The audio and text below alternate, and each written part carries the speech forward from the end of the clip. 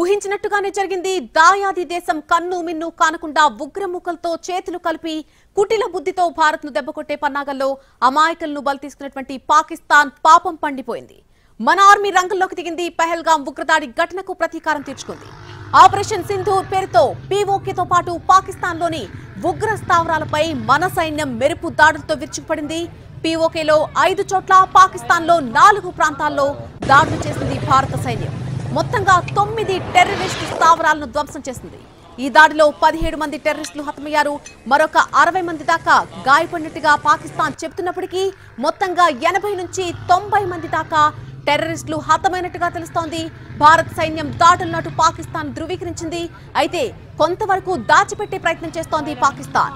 ముజఫరాబాద్, కోట్లీ, గుల్పూర్ తదితర ప్రాంతాల్లో లక్ష్యాలపై క్షిపణులు ప్రయోగించింది భారత సైన్యం.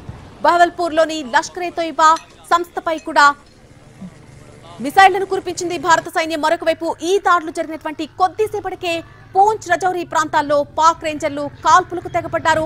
అప్పటికే ఎలర్ట్ గా ఉన్నటువంటి భారత సైన్యం సమర్థవంతంగా పాక్ కాల్పులు తిప్పికొడుతోంది.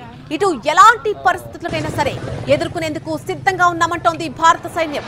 భారత్ మాతాకి జై అంటూ ఆపరేషన్ సింధూర్ పై ట్వీట్ చేశారు. మరొక వైపు రక్షణ మంత్రి రాజ్నాథ్ సింగ్ న్యాయం జరిగింది అంటూ మరొక వైపు భారత ఆర్మీ కూడా ఎక్స్ లో పోస్ట్ పెట్టింది. మరోవైపు ఈ దాడులు పూర్తి స్థాయి ఖచ్చితత్వంతో ఉగ్రవాద శిబిరాలపై మాత్రమే చేశామని భారత ఆర్మీ ప్రకటించింది. సాధారణ పౌరులు, భవనాలపై దాడులు చేయలేదని తెలిపింది. మరొక వైపు భారత్ సైనిక దళాల దాడులపై పాకిస్తాన్ స్పందించింది. ఇస్లామాబాద్, పంజాబ్ సహా పలు రాష్ట్రాల్లో మెడికల్ ఎమర్జెన్సీ ప్రకటించింది. సందర్భాన్ని బట్టి ప్రతీకార దాడులుంటాయని తెలిపింది పాకిస్తాన్. ఉద్రిక్తతల దృష్ట్యా శ్రీనగర్, ధర్మశాల, లేహ్, అమృత్సర్ సహా 9 ఎయిర్పోర్టులను మూసివేసింది కేంద్రం.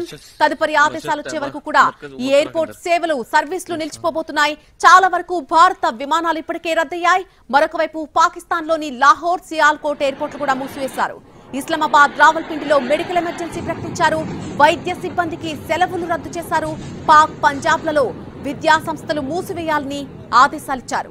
భారత్ దాడులపై పాకిస్తాన్ ప్రధాని షహబాజ్ షరీఫ్ స్పందించారు.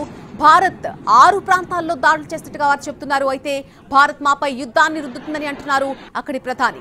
భారత్ దాడులకు ధీటుగా బదిలిస్తామని చెప్తున్నారు షరీఫ్. ఎల్ఓసీలో భారత దళాల దాడులపై అమెరికా అధ్యక్షుడు ట్రంప్ కూడా స్పందించారు. ఇరు దేశాల మధ్య ఉద్రిక్తతలు తొలగిపోవాలని సూచించారు. మరొక వైపు భారత్ పై యుద్ధానికి దిగొద్దని పాకిస్తాన్ కు సూచించింది అమెరికా.